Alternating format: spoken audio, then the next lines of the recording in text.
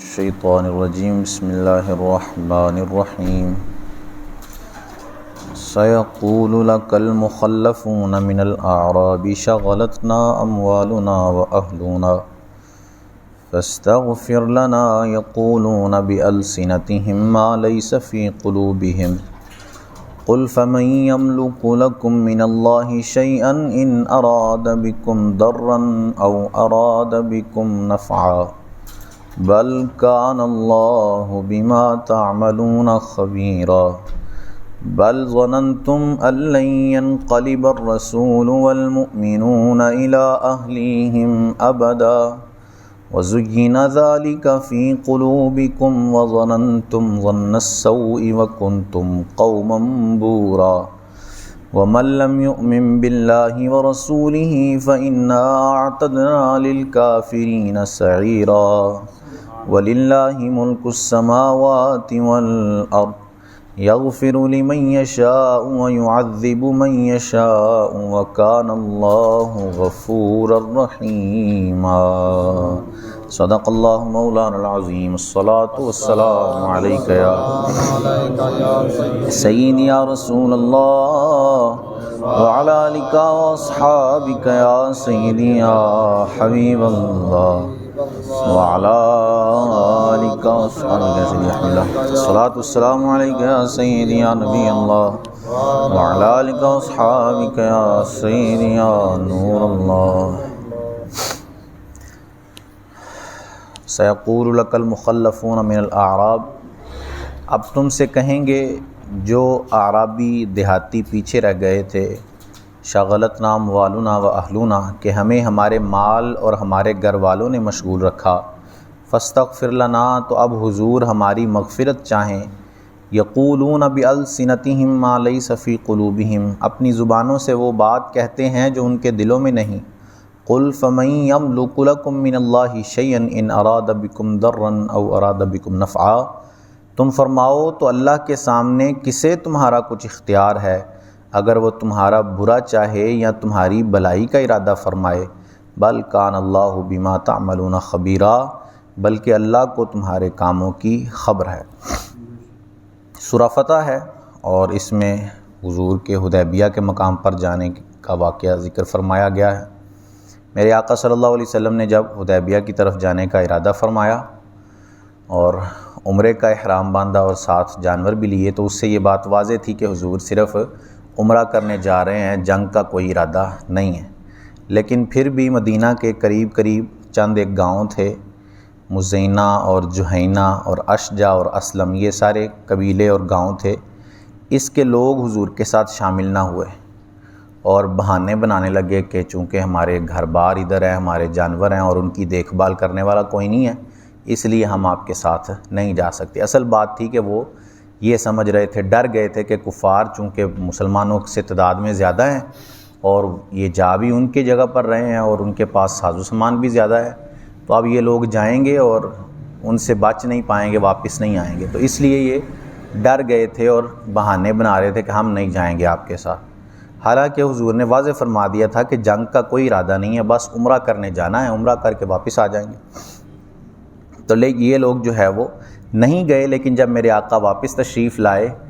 اور ان کو یہ خبر ہو گئی کہ جنگ تو ہوئی نہیں اور صلح ہو گئی ہے وہاں پر، تو پھر اب یہ پچھتانے لگے کہ ہمیں بھی چلے جانا چاہیے تھا ساتھ، کیونکہ وہ جو وہاں موجود تھے حضور کے ساتھ صحابہ، ان کو اللہ عز و جل نے بڑی شان عطا فرمائی۔ صلح حدیبیہ کے مقام پر جو صحابہ کرام موجود تھے،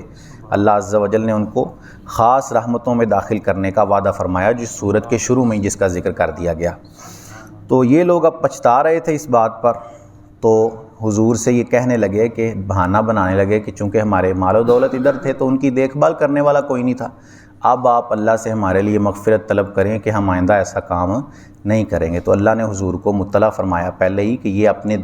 زبان سے وہ بات کہتے ہیں جو ان کے دل میں نہیں ہے، یہ اصل منافق ہیں، یہ آپ کے ساتھ جانا ہی نہیں چاہتے تھے، یہ بس بہانہ بنا کر آپ کے سامنے یہ چیز لے کے آ رہے ہیں۔ پھر حضور نے انہیں جواب دیا کہ اگر اللہ تمہارے ساتھ برائی کا یا بھلائی کا ارادہ کرے تو کسی کی کیا مجال کہ وہ تمہارے کام آ سکے، یعنی اگر کوئی مصیبت کوئی آفت آنی ہوتی تمہارے ادھر رہتے ہوئے بھی آ جاتی، تم یہاں پر رہ کے ان کی حفاظت کر رہے ہو، لیکن اگر اللہ کوئی مصیبت نازل فرمانا چاہتا تو تم ادھر بھی ہوتے تب بھی مصیبت آ جاتی اور تم اپنے جانوروں کو نہیں بچا سکتے تھے اس مصیبت سے، اور اگر اللہ نے بچانا ہوتا تمہارے جانوروں کو تو تم وہاں بھی چلے جاتے تو کوئی مصیبت نہیں آنی تھی، یہ اللہ کی مرضی تھی۔ تو تم نے یہ جو کہا کہ ہم ادھر رہ کے ان کی حفاظت کریں گے، تو تمہاری یہ بات بالکل بے جا ہے اور اس کا کوئی جو ہے وہ معنی نہیں بنتا۔ بلکہ حضور نے انہیں خبر دی کہ تم کیا سمجھتے تھے، بل ظننتم، بلکہ تم تو یہ سمجھے ہوئے تھے کہ لن ينقلب الرسول والمؤمنون، کہ رسول اور مسلمان ہرگز الی اہلیہم ابدا، اپنے گھر کو واپس نہیں آئیں گے، وزین ذلک فی قلوبکم، اور اسی کو تمہارے دلوں میں بھلا سمجھایا گیا تھا، وظننتم ظن السوء، اور تم نے برا گمان کیا، وکنتم قوم برا، اور تم ہلاک ہونے والے لوگ تھے، ومن لم یؤمن باللہ، اور جو ایمان نہ لائے اللہ پر، ورسولہ، اور اس کے رسول پر، فإنا اعتدنا للکافرین سعیرا، تو بے شک ہم نے کافروں کے لیے بھڑکتی آگ تیار کر رکھی ہے۔ تو حضور نے ان سے کہا کہ یہ جو تمہارے بہانے ہیں یہ اللہ نے پہلے ہی مجھے بتا دیا ہے، وحی کی طرح وحی نازل کر کے مجھے مطلع کر دیا گیا ہے کہ یہ تمہارے صرف بہانے ہیں، بلکہ تمہارے دلوں میں خیال تھا کہ اب مسلمان جا رہے ہیں اور کافروں کے ہاتھوں سے بچیں گے نہیں، بلکہ ادھر ہی ان کا خاتمہ ہو جائے گا اور واپس نہیں آئیں گے، اس لیے تم اپنے گھروں کو نہیں چھوڑنا چاہتے تھے، اس لیے تم ہمارے ساتھ نہیں چلے۔ تو یہ بات ان پر واضح کر دی گئی۔ اس سے ہمیں بھی جو ہے وہ عبرت حاصل کرنی چاہیے۔ ہمارے کئی احباب ایسے ہوتے ہیں کہ جو دین کے کاموں کی طرف نہیں نکلتے، صرف اس لیے کہ ہمیں جو ہے وہ اپنے بڑے کام ہیں، ہمارے گھر بار کے معاملات ہیں، ہمارے کاروبار کے معاملات ہیں، اس لیے کئی لوگ نمازیں بے دھڑک چھوڑ رہے ہوتے ہیں، دکان اپنی بند نہیں کرتے 5 منٹ کے لیے کہ جا کر نماز پڑھ لیں، وہ پتہ نہیں وہ 5 منٹ میں کتنی کو دولت وہ کما لیں گے جو نماز کے لیے بند کی تھی دکان، اور اس سے ان کو دولت حاصل ہو جائے گی۔ ان کو بھی یہی جو ہے وہ حضور نے کہا کہ اگر اللہ تمہارے ساتھ بھلائی کا ارادہ فرماتا ہے تو پھر کسی کی کیا مجال کہ تمہیں نقصان پہنچا سکے۔ اگر اللہ نے تمہیں رزق دینا لکھا ہوا ہے تو تم وہ دکان چاہے سارا دن بھی بند کر دو گے، وہ رزق تم تک خود ہی پہنچ کے آ جائے گا۔ تم نماز پڑھنے آؤ، تم اللہ کے دین کے لیے نکلو،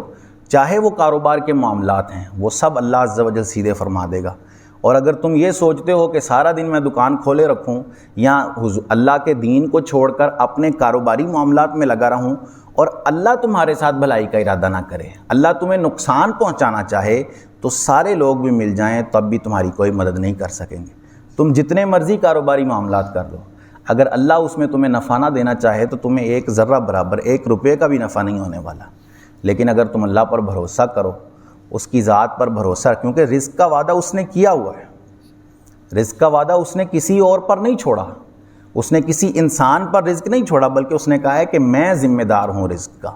جو بھی زمین میں رہتے ہیں، چاہے وہ جانور ہیں، چاہے وہ انسان ہیں، چاہے وہ پرندے ہیں، ہر چیز کے رزق کا وعدہ اللہ نے خود فرمایا ہے کہ وہ اپنی ذات پر لیتا ہے کہ اس نے رزق دینا ہے۔ تو جب اس نے وعدہ کر رکھا ہے کہ میں رزق دوں گا تو پھر پریشان ہونے کی کیا ضرورت ہے؟ پھر اس کے دین کے لیے نکلیں، نمازوں کے لیے آئیں، چاہے دکان بند بھی کرنی پڑ جائے تو کیا مسئلہ ہے، تھوڑی دیر کے لیے، 10 منٹ کے لیے، 15 منٹ۔ ہمارے گھر کے شادی کے معاملات ہوتے ہیں تو ہماری دکان شاید ہفتہ بھی بند رہے تو ہمیں کوئی ٹینشن نہیں ہوتی، لیکن اللہ کے لیے جو ہے وہ ہم 10 منٹ بھی اپنی دکان بند نہیں کر سکتے۔ ہمارا کاروبار شاید 10 منٹ میں ٹھپ ہو جائے گا کہ وہ 10 منٹ دکان بند کر کے اگر ہم نماز پڑھنے آ جائیں گے۔ تو یہ بات واضح کر دی کہ اگر اللہ بھلائی کا ارادہ فرمائے تو کوئی نقصان نہیں پہنچا سکتا، اور اگر اللہ برائی کا ارادہ فرمائے تو کوئی نفع نہیں دے سکتا، یہ اس کی ذات پر ہے، وہ جسے چاہتا ہے نفع دیتا ہے اور جسے چاہتا ہے نقصان دیتا ہے۔ کیوں؟ کیونکہ فرمایا وَلِلَّهِ مُلْكُ السَّمَاوَاتِ وَالْأَرْضِ، ساری زمینوں اور آسمانوں کی بادشاہی اللہ کے پاس ہے، وہ ہر چیز کا بادشاہ ہے، وہ ہر چیز کا مالک و مختار ہے، اسی کی دست قدرت سے ہر چیز نکلتی ہے، رزق اس کے دست قدرت سے ہے، ہوا اس کے دست قدرت سے ہے، پانی اس کے دست قدرت سے ہے، ہر چیز وہ عطا فرمانے والا ہے۔ اور اللہ فرماتا ہے یغفر لمن یشاء ویعذب من یشاء، جسے چاہے بخش دیتا ہے اور جسے چاہے عذاب فرماتا ہے۔ وکان اللہ غفور الرحیم، اور اللہ بخشنے والا مہربان ہے، یعنی اگر وہ مسلمان گناہ گار کو بخش دے تو یہ اس کا فضل ہے، یہ اس کی رحمت ہے کہ گناہوں کے باوجود اس نے بخش دیا ہے۔ لیکن اگر وہ مسلمان گناہ گار کو سزا دے تب بھی یہ کوئی اس کی طرف سے ظلم نہیں ہے، یہ اس کا عدل ہے کہ اس نے گناہوں کے بدلے اس کو سزا دی ہے۔ تو ہمیں بس اس کے فضل کا جو ہے وہ امید رکھنی چاہیے کہ وہ اپنے فضل سے ہمیں ضرور معاف فرمائے گا۔ لیکن اس کا یہ بات جو ہے وہ کبھی دل میں نہ لائیں کہ چونکہ حدیثوں میں کئی جگہ حضور نے فرمایا ہے کہ اللہ کی رحمت اس کے غضب پر غالب ہے، یعنی اس کی رحمت زیادہ ہے، بہت زیادہ، بہت وسیع اس کی رحمت ہے،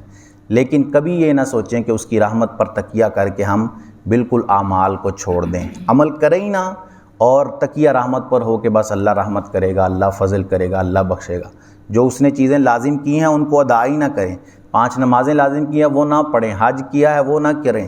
زکوٰۃ لازم کی ہے وہ ادا نہ کریں، لیکن بس رحمت پر امید لگائے رکھیں کہ اس کی رحمت ہے، وہ معاف کرنے والا ہے، وہ بخشنے والا ہے، وہ فضل فرمانے والا ہے۔ تو عمل کریں، پھر ساتھ اس کی ذات پر توکل رکھیں کہ اب وہ رحمت فرمائے گا اور مجھے جنت میں داخل فرمائے گا، کیونکہ ہم کل کے درس میں یہ سن چکے ہیں کہ بندے کے اعمال اس کے جنت جانے کا سبب نہیں ہے، بلکہ اس کے جنت جانے کا سبب اللہ کا فضل و احسان ہے۔ وہ جس پر احسان فرمائے گا وہ اس کو جنت میں داخل فرمائے گا۔ عمل ہمارے اس لائق ہی نہیں ہے کہ پیش کیے جائیں بارگاہ الہی میں۔ کیا ہمارے اعمال کی حیثیت ہے؟ ہمارے اعمال ریاکاری سے بھرے ہوئے ہیں، ہمارے اعمال لوگوں کو دکھانے کے لیے کیے جاتے ہیں، تو کیا یہ پیش کرنے کے قابل ہیں رب کی بارگاہ میں؟ اس کے سامنے پیش کرنے کے قابل ہیں یہ اعمال؟ بالکل قابل نہیں ہیں۔ وہ احسان فرمائے گا، فضل فرمائے گا تو ہمیں جنت میں داخل فرما دے گا، لیکن جس سے اس نے پوچھ گچھ کر لی، جس سے اس نے سوال کر لیا اعمال کے بارے میں، تو وہ بندہ برباد ہو گیا، کیونکہ حضور نے فرمایا کہ حضرت عائشہ سے روایت ہے، آسان حساب یہ ہے کہ بندے کا نامہ اعمال اسے دیا جائے، اس سے پوچھ گچھ نہ کی جائے اور اسے جنت میں بھیج دیا جائے۔ جس کا نامہ اعمال اسے دیا گیا اور اس سے پوچھ گچھ کر لی گئی، اس کے اعمال کے بارے میں سوال کر لیا گیا کہ یہ تم نے کیوں کیا اور یہ تم نے کیوں کیا، تو وہ بندہ حضور نے کہا وہ تباہ و برباد ہو گیا، وہ بندہ پھنس گیا ادھر ہی کہ جس سے اللہ نے سوال کر لیا کہ تمہارے اعمال کی وجہ کیا تھی۔